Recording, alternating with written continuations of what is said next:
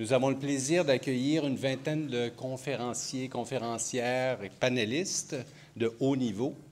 Ce symposium est une coproduction de 3 partenaires, l'unité de soutien à la stratégie de recherche axée sur le patient, aussi appelée unité SRAP du Québec, unité de soutien SRAP du Québec, l'Université de Sherbrooke, que l'on remercie de tout cœur pour l'accueil, et Réseau 1 Québec, qui est le réseau de connaissances en services et soins de santé intégrés de première ligne.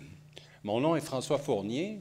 Je suis coordonnateur des services de consultation de l'unité de soutien. Je serai votre animateur pour la journée. Alors, pour le mot de bienvenue, en fait, il y en aura 4. Je donnerai la parole au Dr Alain Vanasse, nouveau directeur scientifique de l'unité de soutien, puis au Dr Pierre Cossette, recteur de l'Université de Sherbrooke, à M. Yves Couturier, directeur scientifique de Réseau 1 Québec, et puis à M. Sylvain Bédard, patient partenaire. Dr Vanasse, à vous la parole. Où je mets ça? Bonjour, bienvenue à tout le monde.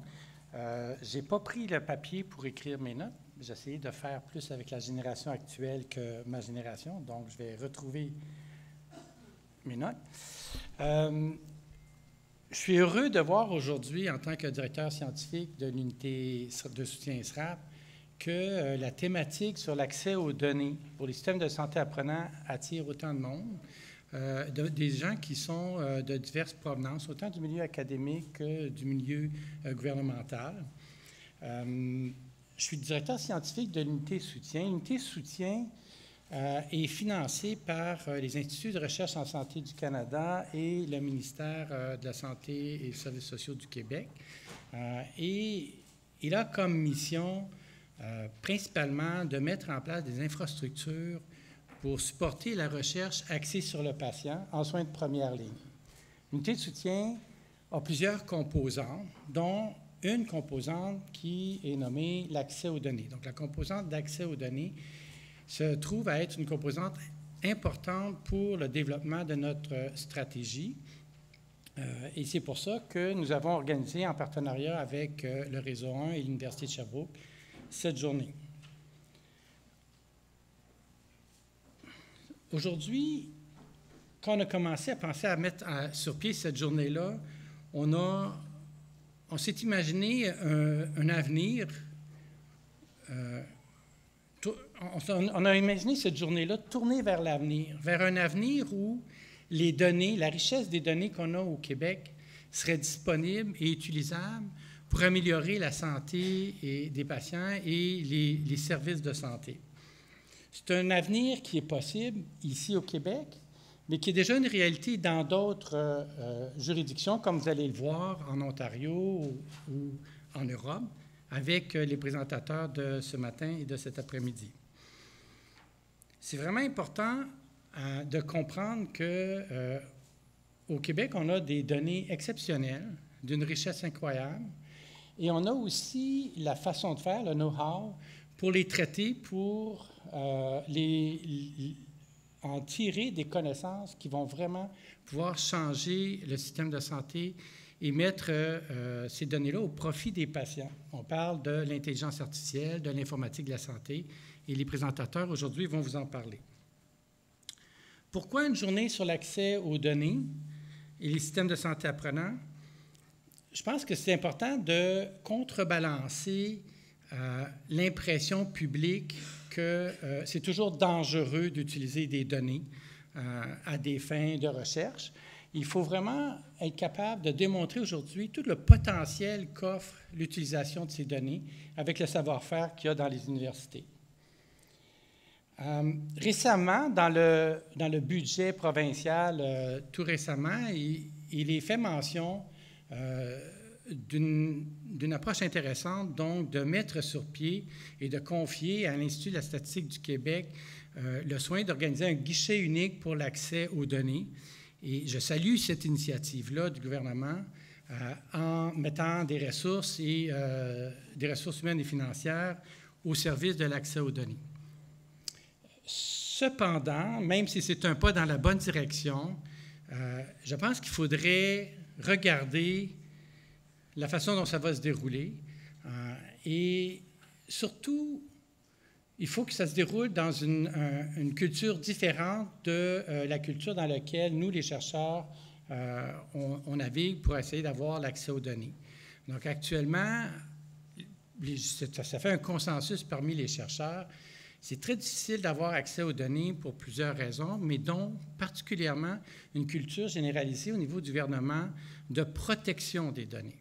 Or, dans d'autres juridictions, cette culture de protection des données est moins évidente et on va plus vers une culture d'intendance des données, où on regarde les risques de produire des données pour la recherche versus les bénéfices que cette recherche-là va amener pour le bienfait de la santé des citoyens et des patients. J'inviterais ici peut-être, cette initiative-là va être supervisée dans son application par un comité ou des comités. J'inviterais les personnes responsables de ces comités-là à considérer sérieusement d'inviter des patients, des citoyens et des chercheurs sur ces conseils-là qui vont voir à l'application de ce guichet unique-là par l'Institut de la statistique du Québec. Je pense que cet ajout-là pourrait donner une vision différente de la vision actuelle et certainement une vision au profit de la population et des citoyens. Donc, je vais laisser ici la parole. Je vous remercie pour votre attention et la parole est à M. Fournier.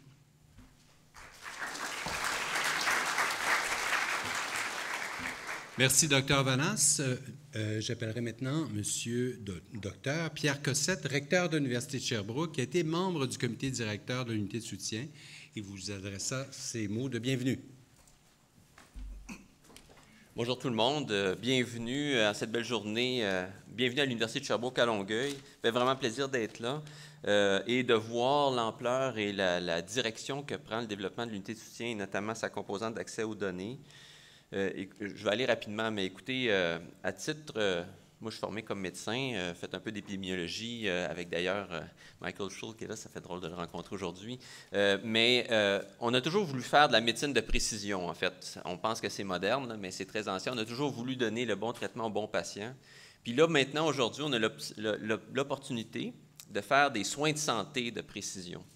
Et ça, c'est une opportunité qui est un peu unique, qui n'était pas possible avant. Parce que, et c'est très à la mode, parce bon, là, on parle de...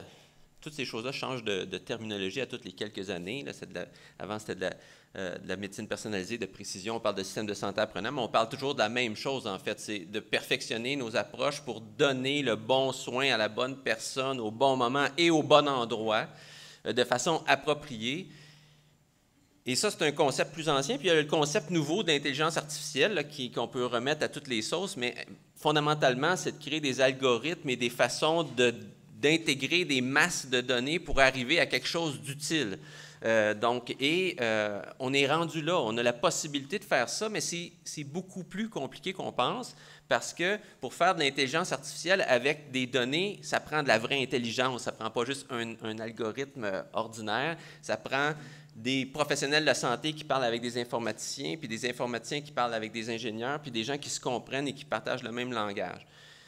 On est rendu là, on a la possibilité de le faire, on a des données, on a des intégrations d'un réseau de santé et de services sociaux qui génèrent des océans, des infinités de nombre de données, mais si on veut les appliquer pour des personnes, ça prend des données de qualité, ça prend de la précision, parce que bon, faire des décisions de santé publique, c'est une chose, mais quand, comme professionnel de la santé, tu as une personne devant toi puis tu as une décision à prendre pour lui ou elle, il ne faut pas que ça soit peut-être. Il faut que tu aies une bonne idée de qu'est-ce qui s'applique à lui ou elle.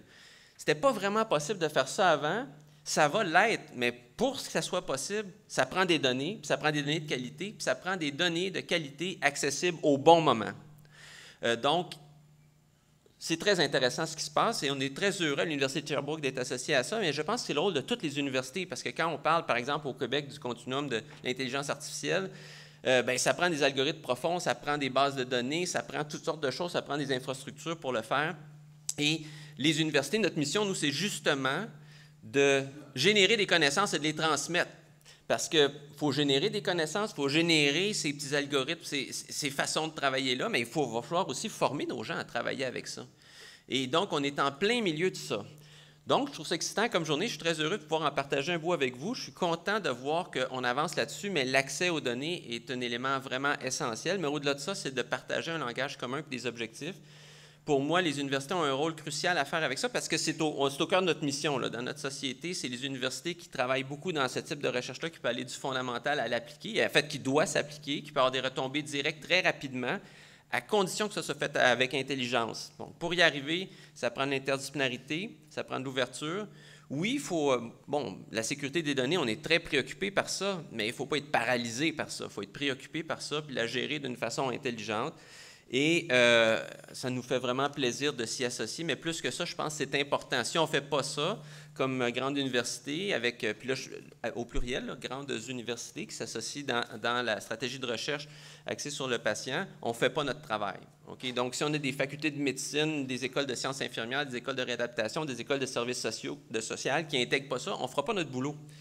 Parce qu'il faut apprendre à intégrer ces choses-là et enseigner avec ces éléments-là. Donc, je suis très heureux de m'associer ici. Je suis content d'être là. Je veux remercier les organisateurs et d'avoir rassemblé une journée si riche. Et vraiment, bonne journée tout le monde et bienvenue encore à l'Université de Sherbrooke à Longueuil.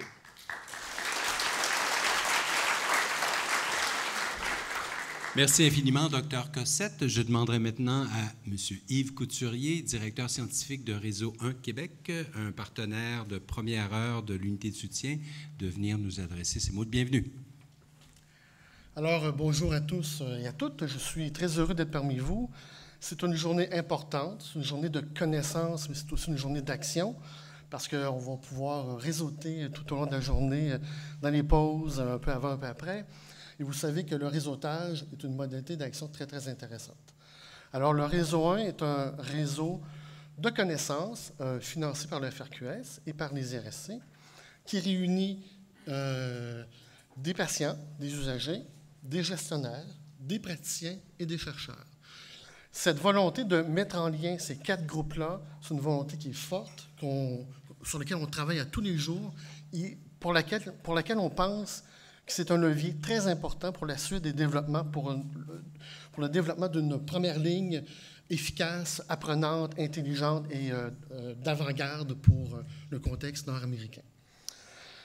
Notre travail se réalise beaucoup à travers l'action que font des rappels, donc il y a 4 rappels au Québec. C'est des plateformes de recherche ancrées dans les GMF universitaires et avec leurs partenaires autour. Et ces acteurs-là sont en première ligne, c'est le cas de le dire, pour apprécier l'importance de données utiles pour la recherche, mais aussi pour la clinique, pour l'amélioration de la qualité, etc.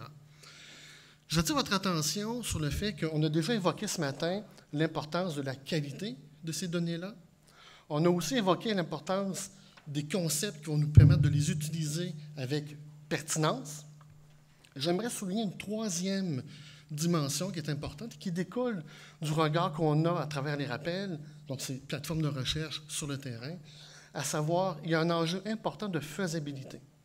Il faut que sur le terrain, que les praticiens qui prennent leurs doigts comme ça et qui pèsent sur le piton, qu'ils aient une expérience positive lorsqu'ils génèrent des données. Si ce n'est pas le cas, qu'est-ce qui se passe? Eh bien, il se pourrait que les praticiens se replient dans leur terre et que cela affecte ultimement la qualité, etc. Donc, il faut travailler sur ces 3 niveaux-là en même temps pour agir de façon fondamentale sur ce travail-là. Donc, aujourd'hui, connaissance, mais aussi action à travers le réseautage. Je vous remercie très sincèrement d'être là parmi nous aujourd'hui. Peut-être un dernier mot pour souligner le leadership de qualité de l'unité soutien dans ce dossier-là. Ce sont des acteurs incontournables au Québec en la matière. Merci.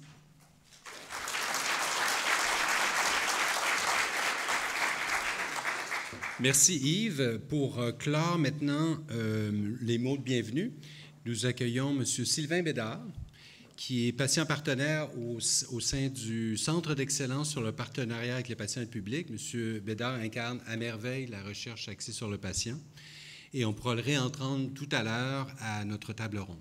À vous, M. Bédard. Alors, bonjour tout le monde.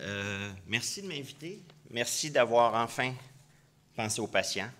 Je vais me présenter au lieu de vous dire bienvenue. Alors, je suis à temps partiel à la CEPPP, donc Centre d'excellence et partenariat patient, et je suis à temps plein depuis 38 ans patient, puisque ma sœur est décédée, elle avait 18 ans d'une maladie cardiaque, et je suis maintenant transplanté cardiaque depuis 18 ans. C'est quoi l'accès aux données pour moi? C'est tous les lundis, puisque j'ai un nouveau défibrillateur, un nouveau gadget SICD qui appelle subcutané.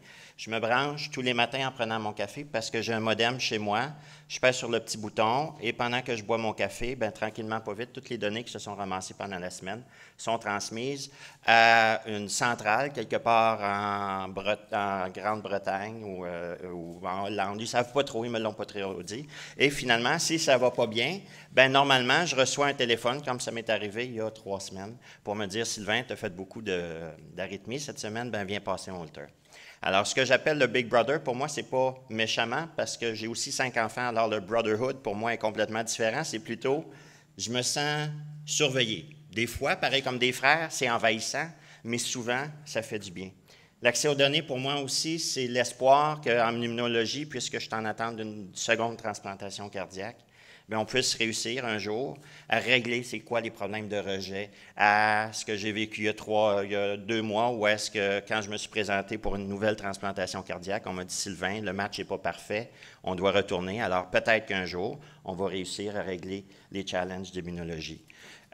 Tous les jours aussi, je peux prendre mon rythme cardiaque avec mon petit échocardiogramme que je vous montrais tantôt. Vous allez avoir portatif que j'ai dans ma poche ici. Pour moi, c'est tout ça, l'échange de données. C'est tout ça. Et c'est aussi, pas juste l'accès, c'est l'échange de données. Quand j'arrive avec des choses, quand j'arrive avec un électrocardiogramme jeudi passé, je vous raconte ma vie finalement, mais c'est vrai, là, c'est là. J'arrive jeudi passé et je présente à ma cardiologue, je sors mon iPhone et je lui présente mes électrocardiogrammes, puis j'ai dit, ben j'ai fait l'arythmie un peu lundi, je pense mardi, la fin de semaine passée, gars, je l'ai fait 3 fois.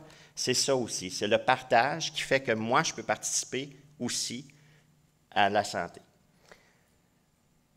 C'est juste normal pour moi d'être ici, puis je trouve que c'est essentiel.